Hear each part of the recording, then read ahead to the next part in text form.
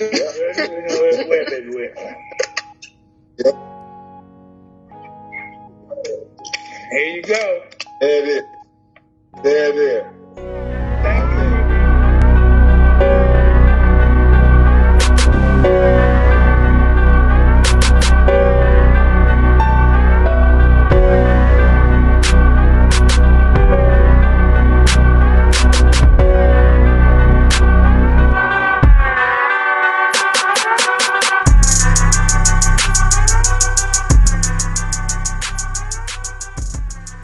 What's up, fight fans? It's the homie, main man, made man here.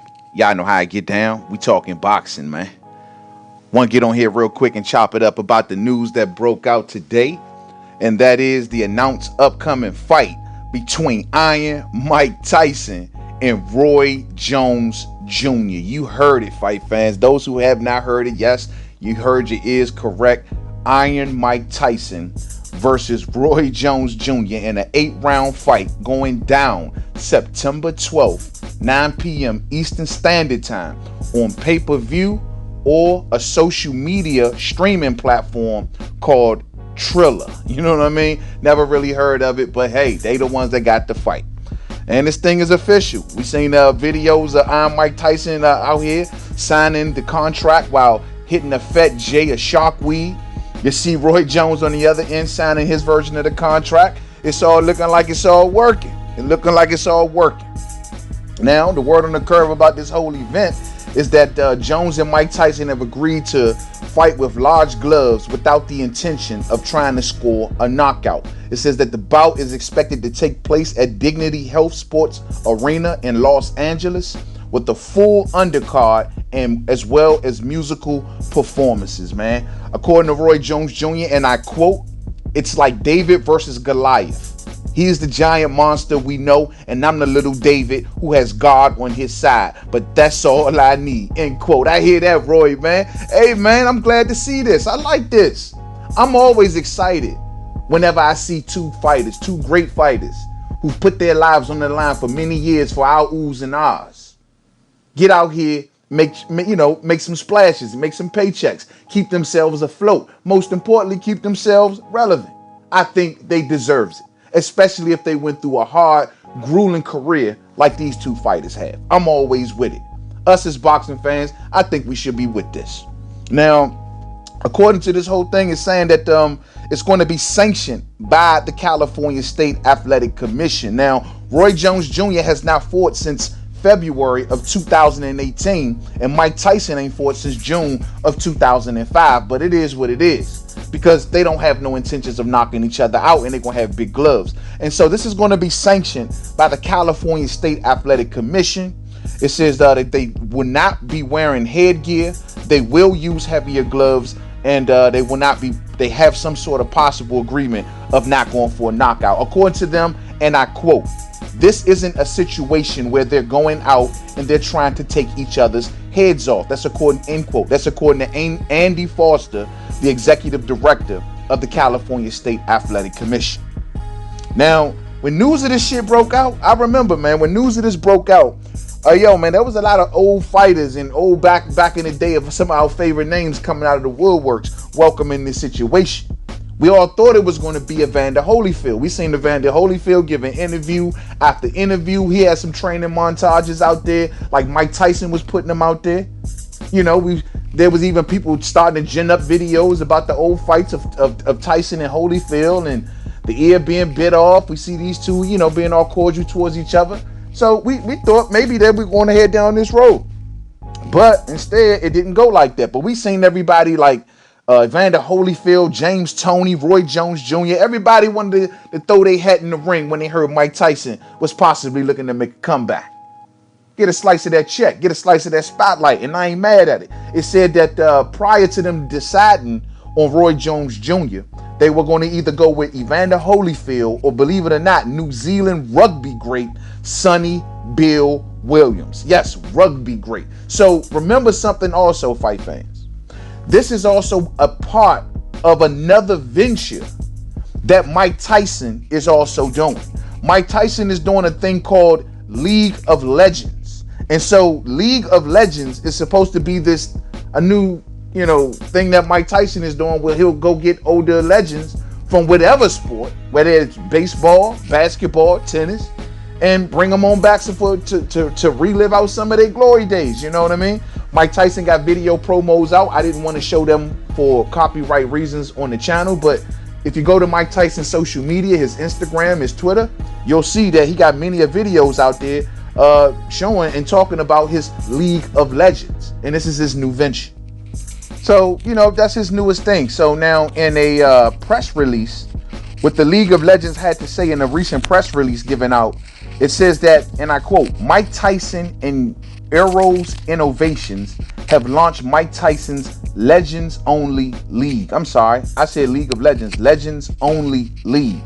A next generation sports venture that provides full support and infrastructure to the world's greatest athletes, bringing the best of the best back to the ring, onto the court, and back on the field. The league will span live sporting events including tennis, basketball, boxing, and more. Nice, end quote. So as you can see with this, Mike Tyson's Legends Only League, he's using different sports. He'll cross sports. He'll probably take some of the legends from, different sports and pin them in, against each other. Whether it's, a Wayne Gretzky versus a Cal Ripken in hockey, or I don't know, however you want to do it. You know what I'm saying? Pin the race against each other. I guess it's just, like I said, one of Mike Tyson's latest ventures in Mike Tyson's many days of having ventures. Now, if we could think back, Mike Tyson has had things like, Iron Mike Productions, which was an actual promotional company. They had about 14 fighters. You think about Iron Energy Drink, all of the energy drinks that Mike Tyson has had. Mike Tyson's Black Energy Drink. Remember that one? Oh, yeah. That one went down in Poland. Street Kings Energy Drink, the one with him and Floyd Mayweather and 50 Cent.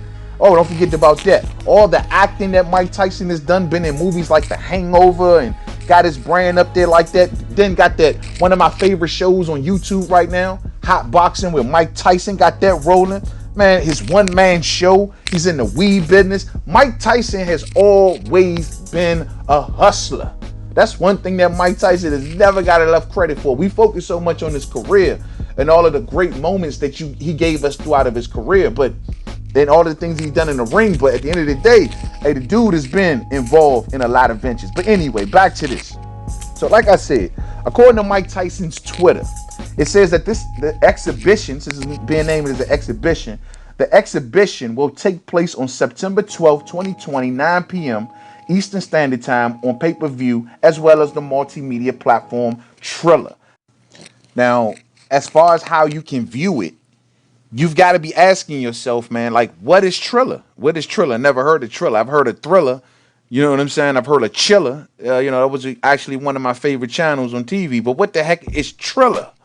Triller, an AI-powered platform that enables creators to make music videos using licensed songs. So this is a very similar app or streaming service that's similar to TikTok, where you already see people. It's like a streaming platform, but social media style, that people make videos using licensed music and stuff like that. So clearly, I'm sure TikTok is their biggest competitor.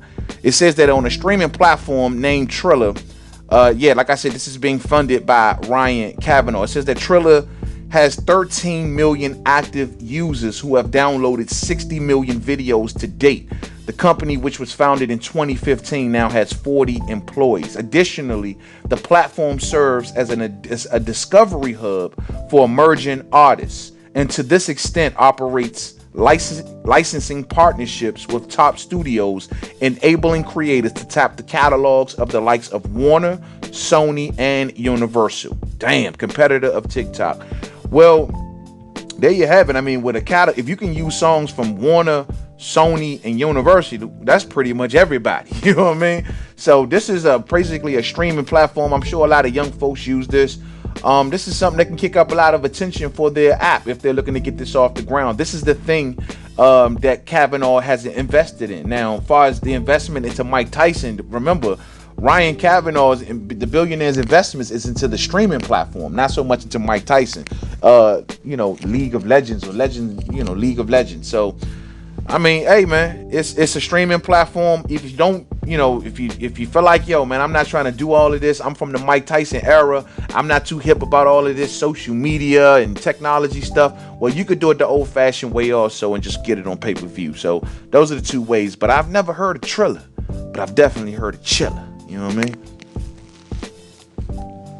Ryan Kavanaugh does. He just basically invests money into different forms of media. He does it in film, he does it in music, he does it through whatever form of media. He used different media companies, investment companies that he starts up, and he invests in certain platforms. So with this particular platform, it seems that Mr. Ryan Kavanaugh is he's invested through this one through a company called Proxima.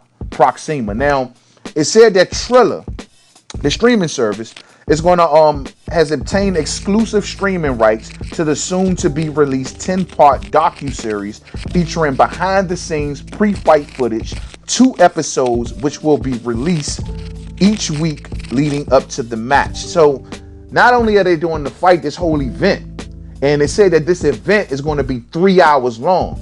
They're also giving you a 10-part docuseries to hype it all up, I'm sure, going all the way down to the stretch. And they're going to basically pull out all the stops. It says this is going to be a 3-hour live event. It's set for 8 rounds. It's going to be part of a multiple fight card. The program will also include significant undercard matches as well as musical performances to be announced in the coming weeks. Some of those undercard matches already kind of starting to be rumored out. Some words on the curve, and from what I've been hearing, it looks like they're trying to turn this thing into a circus. I mean, they can really take this thing and make it actually something, you know what I mean, if they would have applied to it. But it seems to me that they want to go down a circus route with this, because they're not putting, at least from what I've heard thus far, outside of maybe Badu Jack, I haven't heard about no major matches being put on this undercard. Now, what I have heard is former NBA star Nate Robinson will be taking on YouTube star Jake Paul. And it's unclear at what weight the fight will be contested at. And Robinson as Robinson will be at a height and weight disadvantage against Paul. So 2 people that's looking to get in there and play boxing. And it also says that former light heavyweight champion Badu Jack is in discussions to be part of the card as well. So I don't know, man. They're looking to make it. I don't know if it's going to be more so circus or actual sportsmanship involved here, but I don't know. They're looking to make it into an event, man. And, they may be looking to capitalize. Now, there's going to be some circumstances surrounding this event that, I don't know, man, that may give some folks some doubt. Now, I've seen doubt already expressed online by folks like Chris Mannix of Sports Illustrated, where on his Twitter, he put Tyson and Jones is a believe it when I see it. Fans won't be allowed in California. And is there really a market on pay-per-view? Reps for Tyson have been looking into the Middle East options, but there was no interest. He talking like they having some financial concerns. Maybe, given that COVID-19 is going down, the location they looking to do this in California. California is pretty much shut down. We don't know what's going to be going down in September, but as of today, it's shut down. Now, if California continues to be shut down, I mean, there's going to be some financial questions. There's you see Chris Mannix saying that they're looking into the Middle East. I don't know if they were doing it for venue or investment opportunities into this, but how much are they willing to really invest into this to really make this actually get off the ground? Now, it's also saying that as far as them having an agreement to have no knockouts, that could be something that also hurts this, because if word gets out too much that, they're not looking to knock each other out. This is some just dance around type stuff, like the California State Athletic Commission admitted. This is just going to be some dance around type stuff. Look at the Legends fight. Woo, woo, woo. Keep on going. You know what I mean? Like, get everybody money and keep on pushing. Is it going to be a situation like that? And if word like that gets out, is people willing to still invest their pay-per-view dollars into something that they know that these two in there just BSing around with, no matter how much hype the promos and stuff like that be? Will people feel like that? And just in general, will there be enough interest?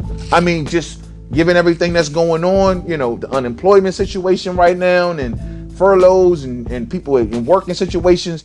I mean, truth be told, will there be enough interest to want to see legends? Now, also keep in mind, especially amongst the boxing fans, we've already just recently had announced to us some upcoming pay-per-views that we probably want to buy. Like the Charlo twins. They're going to be fighting on pay-per-view. Tank Davis, he's going to be fighting on pay-per-view. We know that we got Fury and Wilder coming up on pay-per-view. We don't know what Earl Spencer Jr., he may be coming back on pay-per-view. And Danny Garcia. So there's going to be a whole lot of stuff to pay for in the pay-per-view department, which I think PBC is doing the right thing by going down their route and moving their gate online. That a way that's giving us fans still good fights. I think it works. A lot of people may object to it given the current economic situation, but I believe that for us to continue to see good fights, you got to be able to pay for these events. And I'm not saying go out and charge $75, $80, $100 for the events. I'm saying at least move the gate online just so the quality of the fights can come up. You know what I mean? But the question is, will there be enough interest in this? And will people want to pay their hard-earned dollars for this, knowing that there's a lot of other things, especially boxing fans, and this is a boxing event? Well, do we want to pay for it? Now, I don't know, man. No crowds, gonna be hard to finance this whole deal, bro. So we'll see how this all works out, man.